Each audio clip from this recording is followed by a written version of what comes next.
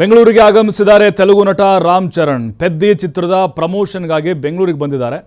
June 4ಕ್ಕೆ world wide release ಆಗ್ತಾ ಇದೆ ಪೆದ್ದಿ.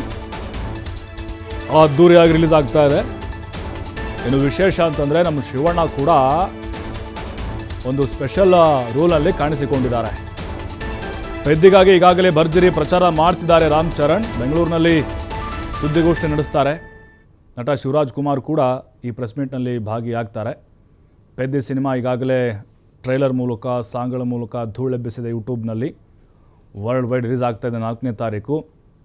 ಬೆಂಗಳೂರಿಗೆ ಬಂದಿಳಿದಿದ್ದಾರೆ ತೆಲುಗು ನಟ ರಾಮ್ ಚರಣ್. ಇನ್ನು ಶಿವಣ್ಣ ಕೂಡ ಜಾಯ್ನ್ ಆಗ್ತಾರೆ ಪ್ರೆಸ್ ಮೀಟ್ನಲ್ಲಿ. ಶಿವಣ್ಣ ಅವರ ಖಡಕ್ ಮಾಸ್ ಲುಕ್ ಕೂಡ ಬಹಳ ಗಮನ ಸೆಳೀತಾ ಇದೆ.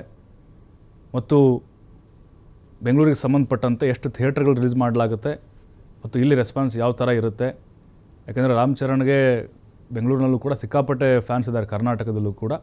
ಹಾಗಾಗಿ ದೊಡ್ಡ ಮಟ್ಟದಲ್ಲಿ ಇಲ್ಲೂ ಕೂಡ ಬಿಡುಗಡೆ ಮಾಡಬೇಕು ಅನ್ನುವಂಥ ಪ್ಲ್ಯಾನ್ ಮಾಡ್ಕೊಂಡಿದ್ದಾರೆ.